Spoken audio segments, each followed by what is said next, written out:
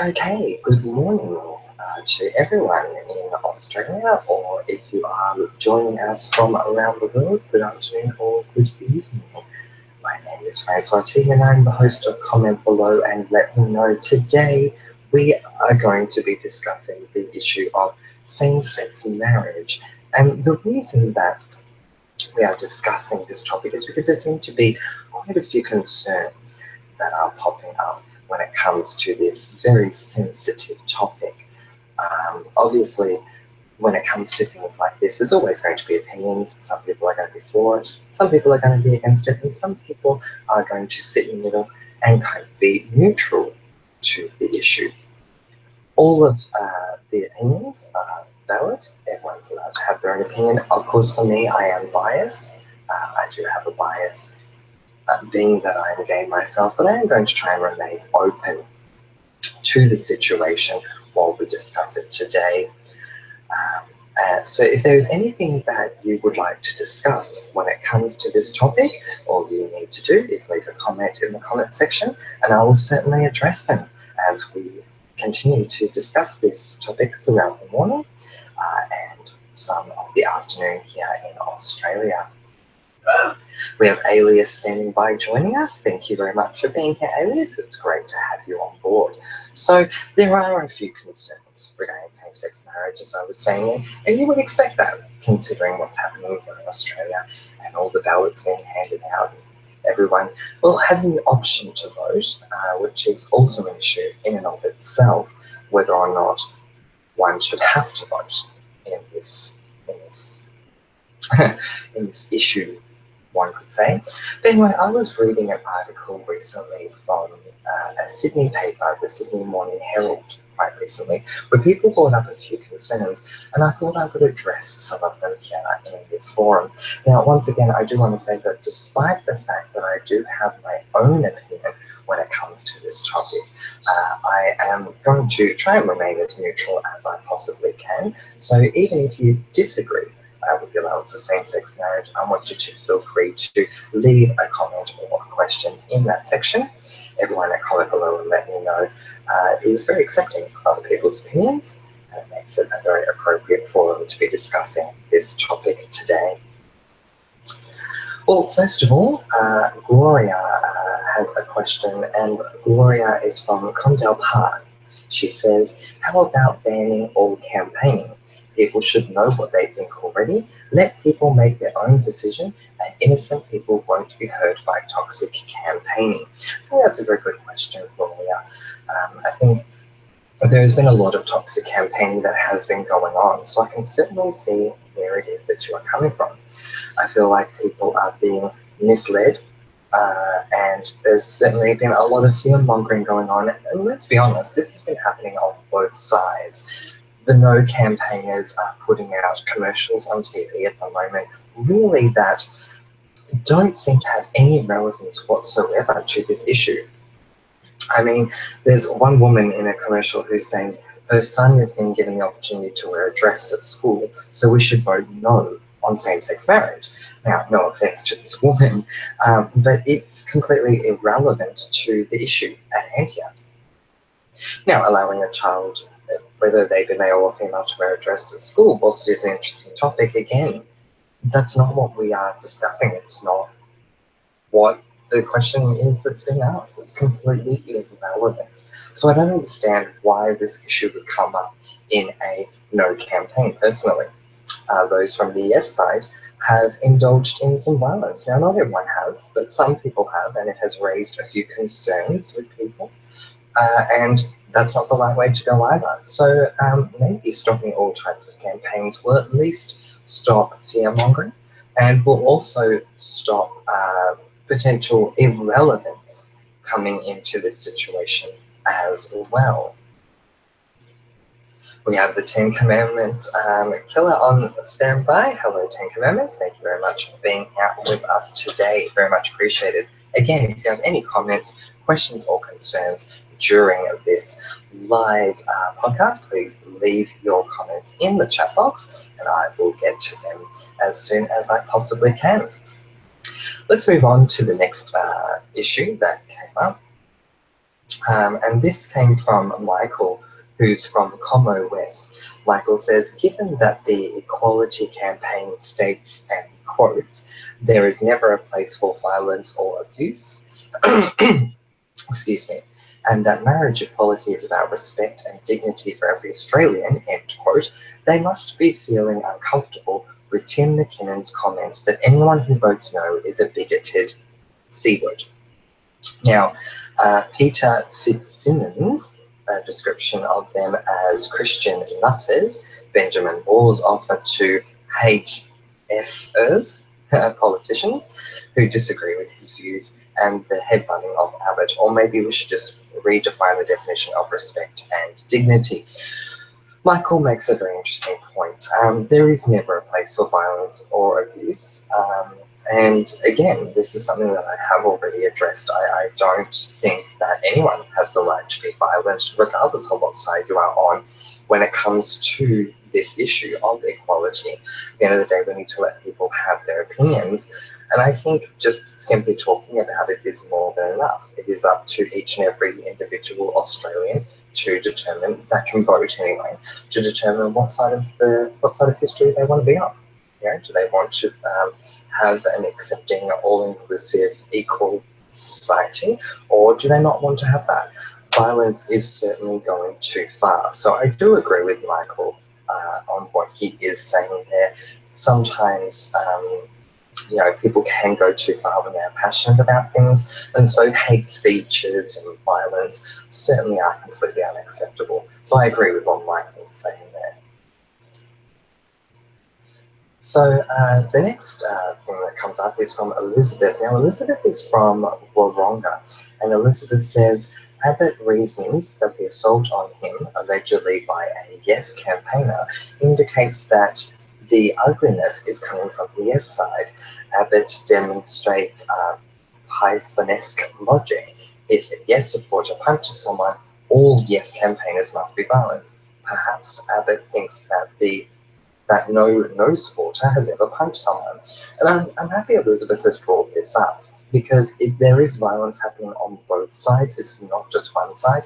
And also, there is a great saying out there, everyone, and that is, you know, it takes one or a handful of people to ruin something for everyone else. So I would certainly implore everyone from the Yes side, but certainly from both sides, to not indulge in any sort of violence. It's just not worth it.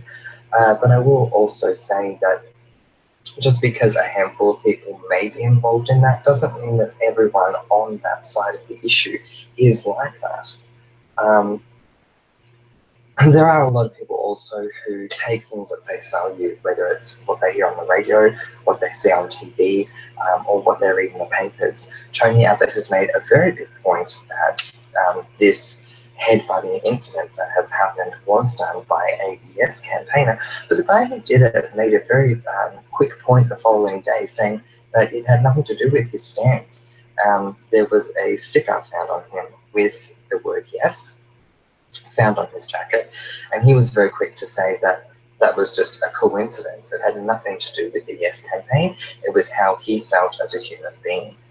Now, again, I don't condone violence in any way, shape, or form, but I think we need to listen to what the guy who actually did this incident is saying. He's saying it has nothing to do with the campaign. And so therefore, I do think this is fear-mongering on Tony Abbott's part, personally.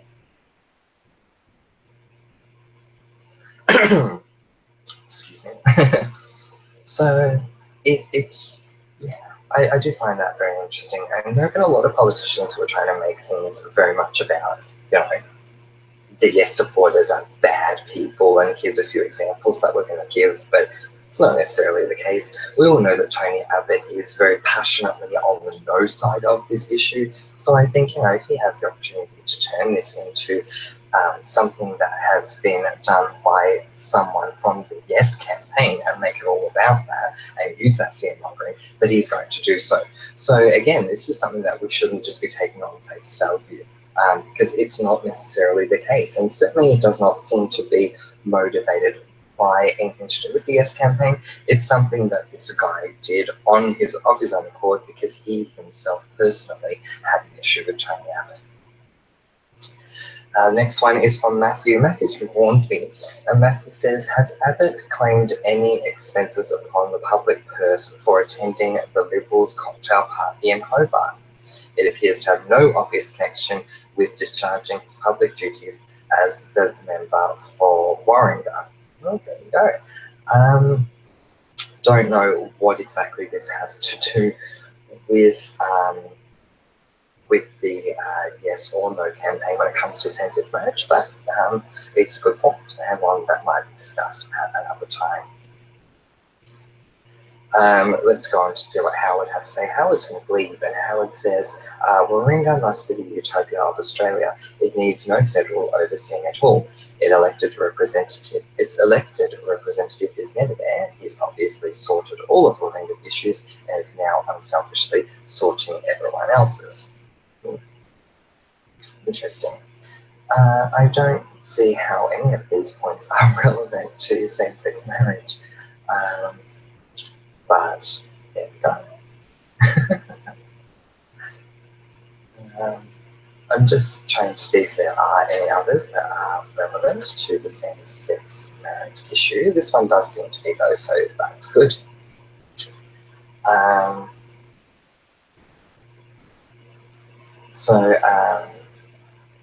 Peter from Hathead says, Jess Miller's vision appears a vision for diversity, if nothing else. There was an article that came out, and this person is referring to that. Peter says, in the east, the super rich and majestic mansions will swim in clear, clean water of the harbour, while the middle mob will be invigorated with dips in the purified Parramatta River. What of the western cities surrounding Badgerys Creek? Will this lost battle in their sweat day and night beneath flight paths? It seems that Sydney is destined to remain a city of land inequality. Yeah, look, I think that we as a country, and certainly the world, has a long way to go when it comes to equality. We've come quite far, but we still have a long way to go when it comes to equality all around. And I think at the end of the day, like, that's the biggest concern that I have when it comes to this vote, is that it is purely a vote to extend the bounds of equality. Who's anyone standing in the way of that, whether it be about gay marriage or about the issues of the creeks or the rivers or anything like that at all.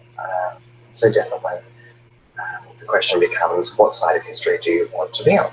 Do you want to stand on the archaic historic side that John Howard decided to put into the law to say that just because you're attracted to someone of the same sex doesn't mean it means you can't get married?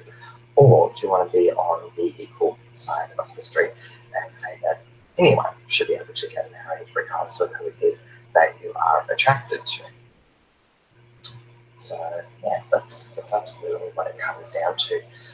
So there have been some concerns and some issues that have been brought up when it comes to business. I'm going to discuss this a little bit now, but if you have any, as I say, comments or concerns or questions or anything at all that you'd like brought up in this same-sex marriage concerns for Australia podcast, please leave your thoughts in the comment section. I'll be only too happy to get to them. So recently there have been issues with sports being involved in all of these concerns, and whether or not this is the right thing to do. Now, for me personally, I don't necessarily know if business should be getting involved in anything political. However, in saying that, this issue is one of, as I say, equality and inclusion. And that being the case, I feel that anyone who is proudly going to say that they are on the yes side of this campaign when it comes to a business or any sort of sports at all can only be promoting inclusion, and that can only be a good thing. I think, when it comes maybe to other issues or other concerns, like, should we be paying more GST, or should there be railway tracks built in this area, is a completely different story. This is all about inclusion. So I think personally, for me, I think that can only be seen as a positive thing. Yes, the majority of the time, politics has no place in business, but when it comes to promoting equality, as I say, I think it can only be viewed as a really good thing. So there are a lot of concerns that have come about regarding these issues. So let's take a look at some of the other issues or concerns that have come up during this time. Once again, if you have any comments, thoughts, or questions, leave them in the comment box. I will get to them as soon as I can. Well,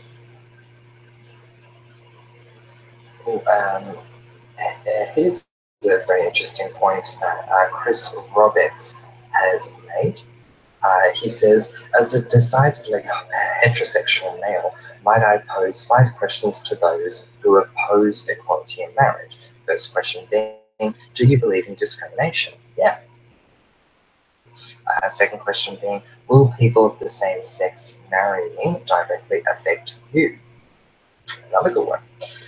Third one, will equality in marriage fundamentally affect the Australian way of life? Good question again. Fourth one, will same-sex marriage, as Tony Abbott contends, inhibit religious freedom? Yep. And the final one, do you believe all Australians should have equal rights? Chris goes on to say, I would think any decent thinking, intelligent Australian would answer no to the first 4 and yes to the last one. So what is the problem? Yeah, so exactly right. I completely agree with what he is saying there. Meanwhile, Jim from Baldwin North says, do not be distracted by the irrelevant arguments of the No campaign. They know they can't win on the merits of their opposition to same-sex marriage alone. They choose to distract and obfuscate and to turn people's attentions away from what is at heart a human rights issue. Well put, Jim. Very well put. David from Badgers Creek says, if Tony Abbott wants a no vote in the same-sex marriage survey to be a vote against political correctness, can a yes vote mean we never hear from him again? Good one. Yeah, look, Tony Abbott has his views. He's absolutely entitled to his views. Do I agree with them? Absolutely not. But yeah, he has been called quite a number of names because he is rather closed-minded when it comes to certain things. And I think that that's quite a good thought there, David. Good one. And so that was from David S. I'm trying hard not to use surnames here. David R. from St Kilda says, Tony Abbott's claim that a no vote for same-sex marriage is a vote for freedom of religion is perplexing. A no vote is to restrict all people to his narrow view of religion. If people are to be free to follow their own view of religious or non-religious morality, then a yes vote is needed. Freedom of religion must also include freedom from religion. I think that makes a very good point because obviously, one of the first amendments is that there is freedom of religion, and I think that's totally fine. Everyone's free to choose their own religion and get involved in religion in any way that they choose to do so, and that's absolutely fine. But also at the same time, I like what Mr. Ross is saying here. The second person from St Kilda is making the point that it must also include freedom from religion. And I think that's a very good point to make because not everyone does want to get involved with religion and they should have the right to not have to be involved in religion. All right, everyone, I'm going to take a very quick break, but I'll be back with you all in just a moment. Keep those comments and questions coming, and I'll be right back with you right after this.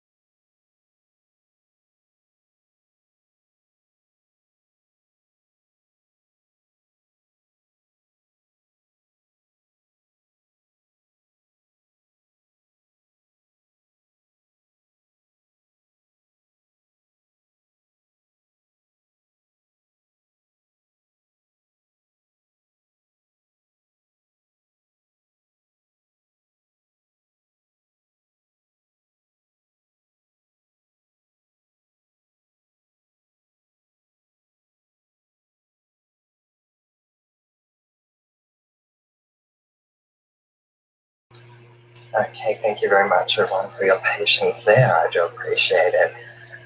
So once again, if you do have any comments, thoughts, questions, anything that you would like to bring up regarding the topic of same-sex marriage concerns in Australia, please let me know. Let's move on to the next letter that's come up, and this is from Peter. Peter's from Colac, and he says, Michael Callaghan's argument left me bemused. How does same-sex marriage have the potential to erode religious freedom? For the debate to be respectful and well-informed, such unsupported statements need to at least be queried. Yes, I completely agree with what Peter is saying. It does need to be queried, and certainly it would need to be queried among those who are part of religions that relate to this issue. However, it needs to be queried on their side, because what is being asked is not to change religion. It all comes down to perception at the end of the day. And whilst I'm very mindful and respectful of the fact that oftentimes perception is reality, when it comes to anything to do with how this is going to change religion, the concerns come from those who are religious. They have the belief that if this law does go through, that it is going to change the definition of religious marriage. And that is not the case. We are not asking anyone that's asking to have this law changed. No one is asking to change religion in any way, shape or form.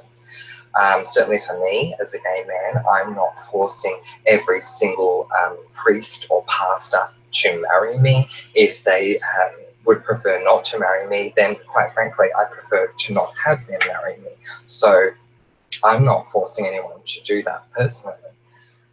I don't think this is an issue that needs to be determined by religion. Now, if all these religious circles want to have their own independent discussions in their churches, synagogues, or what have you, that's totally fine, and I respect everyone's right to do that. But at the end of the day, again, please don't take what everyone is saying by face value, because at the end of the day, this vote has nothing to do with religion. We are not asking to come into your churches. We are not asking to have God and Jesus and whoever else that you may look up to as a deity, respect gay people. We're not asking to have Bibles or Qurans or whatever book you may read. We're not asking to have testaments changed. This is not about religion from the point of view of those who want to have this change. This is about changing things in the eyes of the law, L-A-W, not the eyes of the law, L-O-R-E. So whilst Peter does bring up an interesting point, I would respectfully say to him that this is a discussion that you can absolutely have in your religious circles, and that is totally fine. But at the end of the day, this is not what we are asking. We are not asking to have your religion change everything in regards to same-sex marriage. Not at all. Next concern that comes up is from Dennis. Dennis is from Malvern East, and Dennis says, like most other Australians, I am waiting for the day when we extend to same-sex couples the same right to get married. While I find plenty to disagree about with those who argue against changing the law, I respect their position because they seem to stem from genuinely held beliefs. I don't have the same view of Tony Abbott, who cynically puts forward reasons of freedom of speech and religion and political correctness for a no vote. So again, this brings up a very interesting point.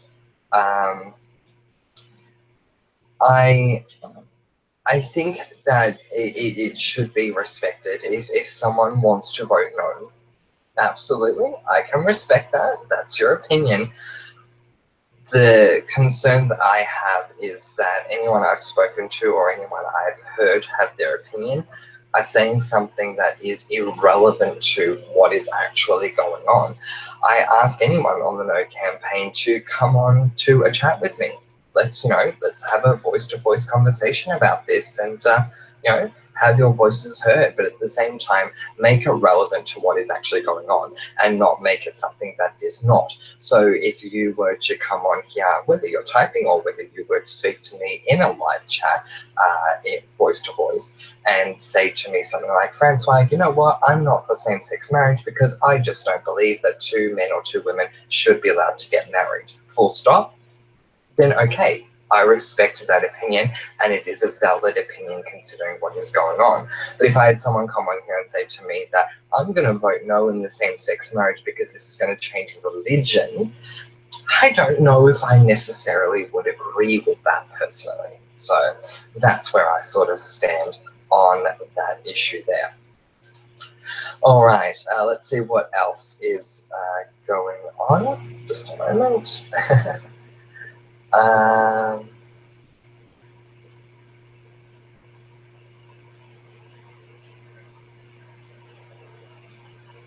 think, yeah, so once again, I might actually take this time to say, if you have any comments, theories, or questions on what is happening with the same-sex marriage, to leave them in the comment box, and I will address them as soon as I have the chance to. I think most people on comment below and let me know have come back to me and said they're all for it. I haven't heard anyone from comment below and let me know who said that they're against gay people having the opportunity to get married. And that's wonderful, and I really appreciate that. But if you are someone out there that just so happens to be listening to what I have to say on this issue and you are against it, please feel free to say so. We have a policy here, comment below and let me know, and I ask everyone to adhere to it, and that is that if someone has an opinion that differs from yours, we allow them to have that opinion.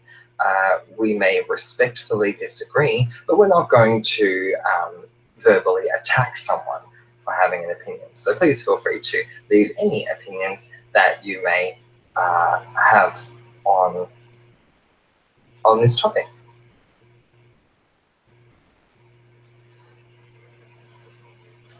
So let's see what else we have going on when it comes to this. It shouldn't surprise me, and as I said at the top of this conversation, it shouldn't surprise me that it has blown up to be such a big issue. In some ways, however, I do feel like it has. So let's take a look. So Charis Chang has written an article for news.com.au. They are an online, obviously, news website, and she asks some questions that people have, and she answers them. And I want to read this first one. She says, "Is marriage religious?" Her response to this is, although many see marriage as linked to religious rituals, it was a practice that dates back to early tribal groups in Britain who used it to establish diplomatic and trade ties. It was originally a way of getting in laws and thereby turning strangers or potential enemies into allies or trading partners. That's why the word for wife in several ancient languages, excuse me, meant peace weaver. It was also not exclusively limited to 2 people, consisting of a man and a woman. In fact, Roman Emperor Nero was married to not 1 man, but 2.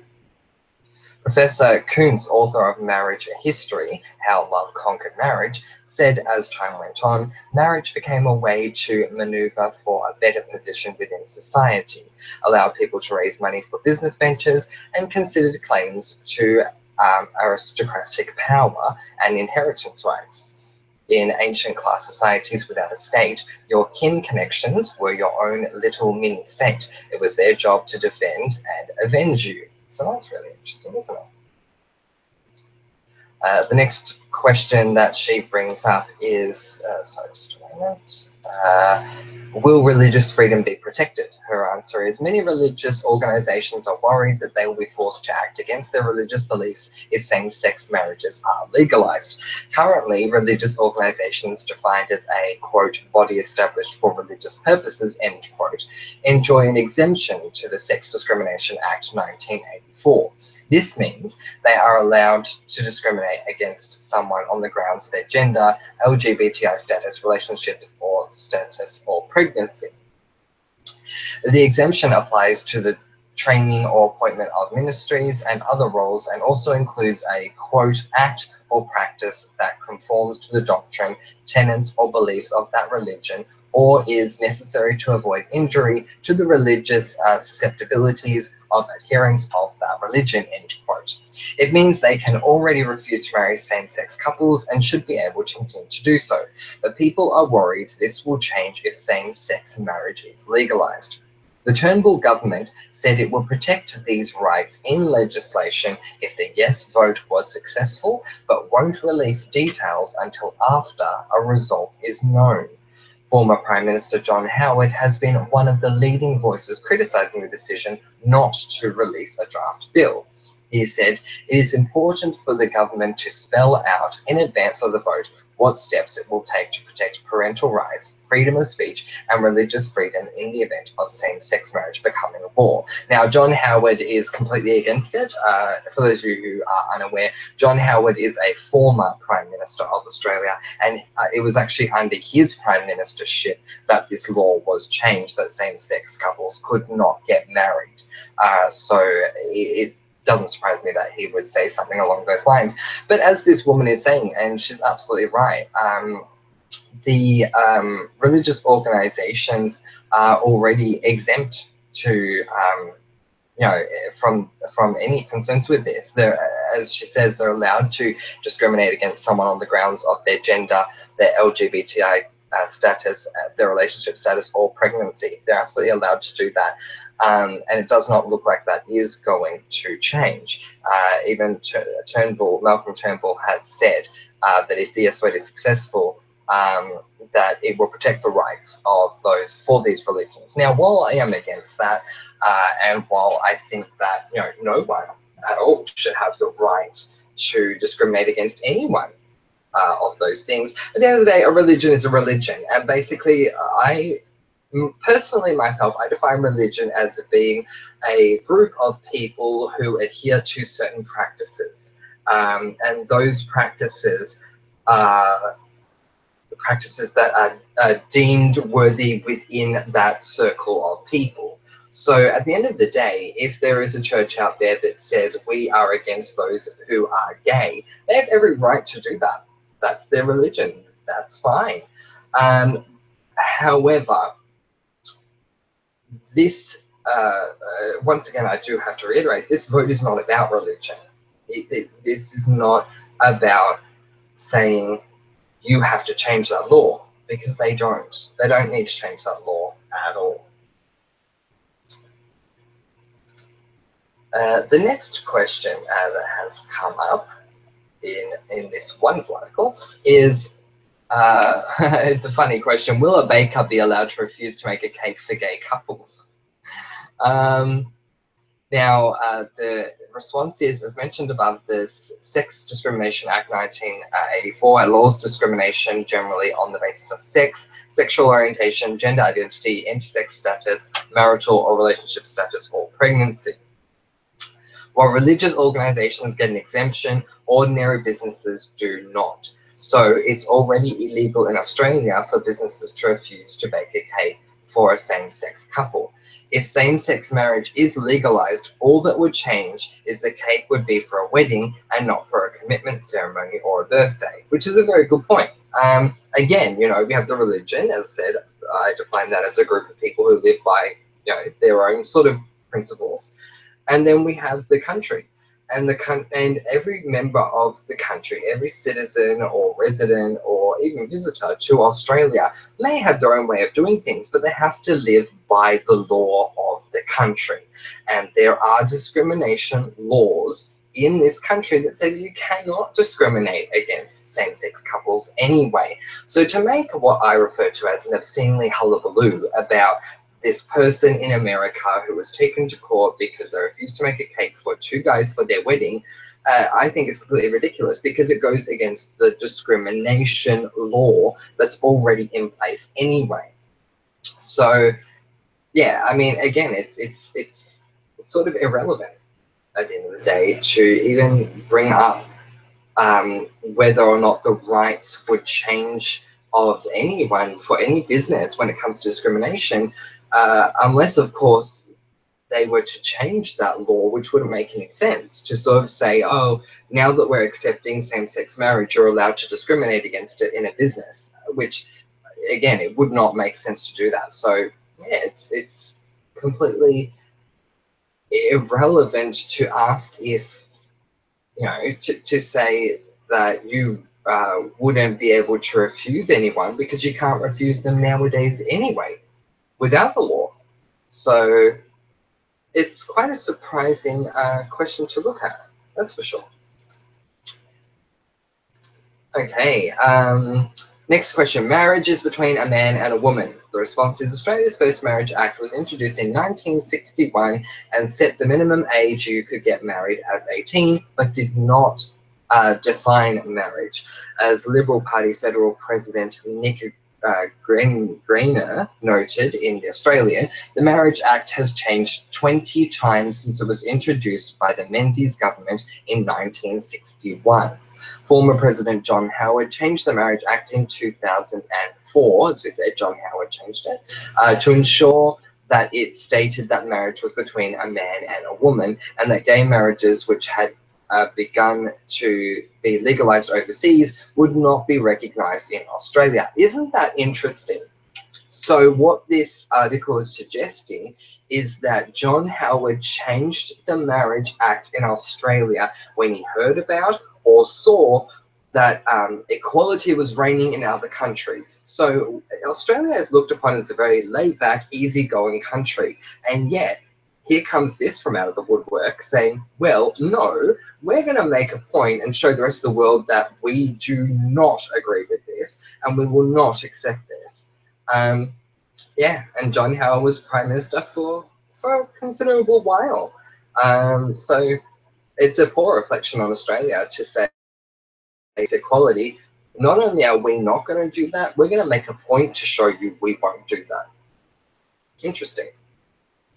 The article and this point goes on to say, interestingly, before the National Marriage Act was introduced, each state had different laws, including laws in the Northern Territory that did not allow unions between Indigenous women and non-Indigenous men, and previously set the minimum age of marriage for women in some states as young as 12 years old.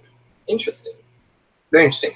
I remember someone bringing something up not so long ago in a chat I was doing that marriage came up in, and they were saying that religious people have no problem if atheists get married, provided they are a man and a woman. And this is very interesting because atheists are people who, well, who don't know, like they can't prove if there's a God or not.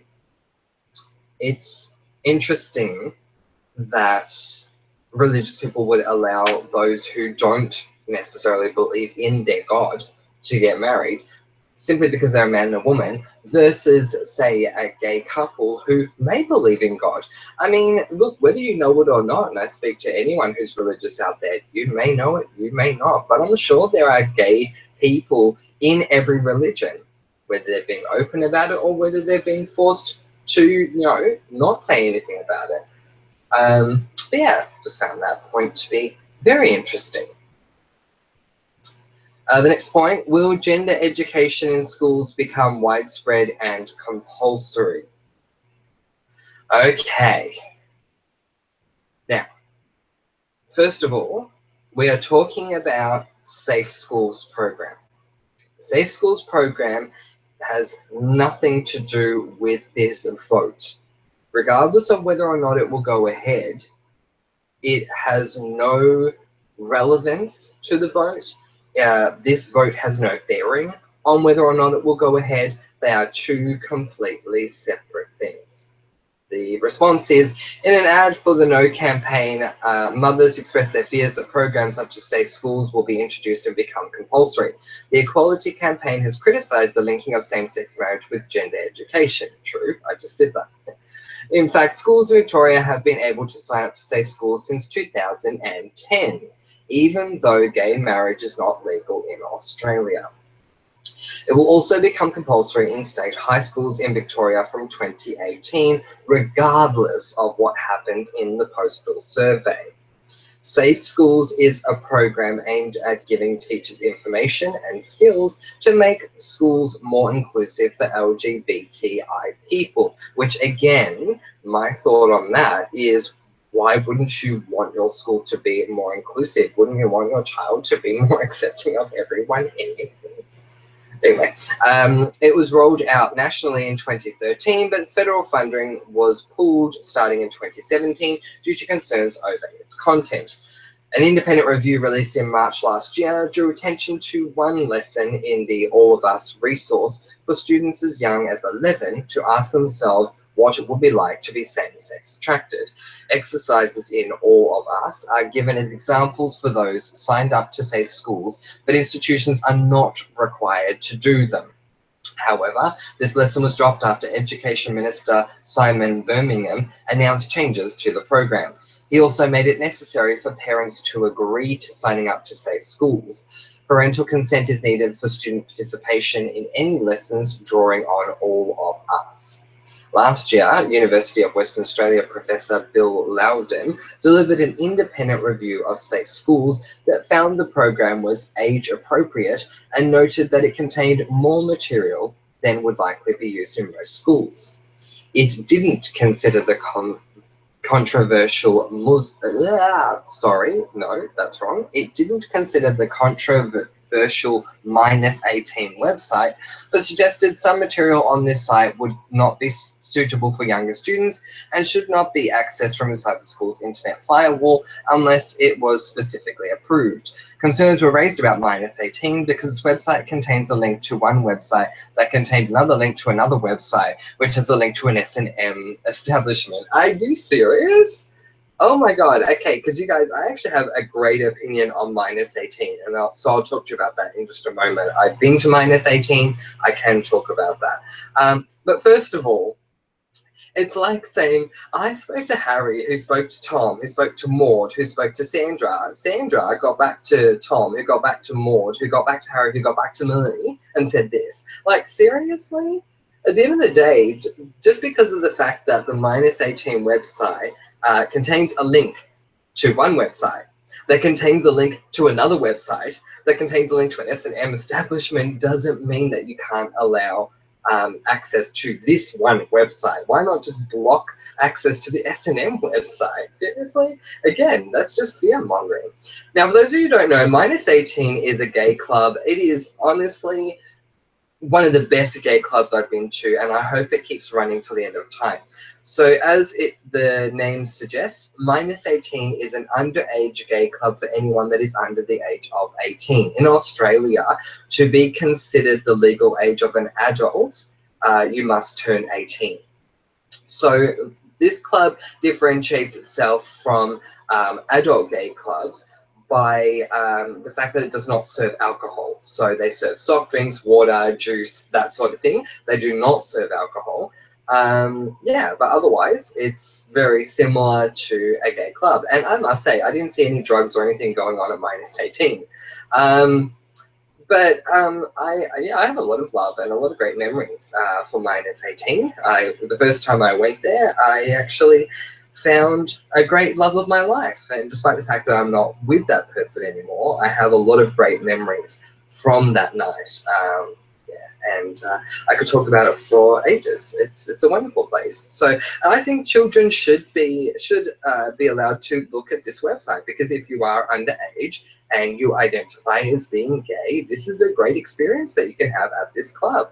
And unlike some gay clubs in Victoria, because there are some gay clubs that do this in Victoria, anyone is allowed to go to -18 if you wish, whether you be gay, straight, male, female, whatever.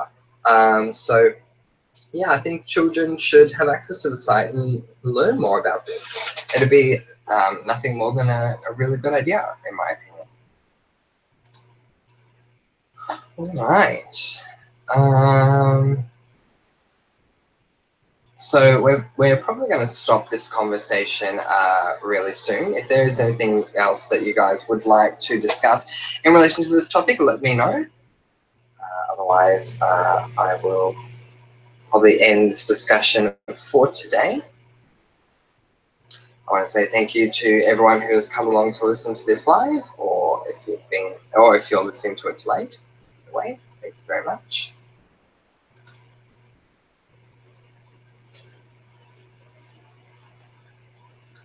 Okay, so I think we'll leave this for now. But once again, thank you for listening.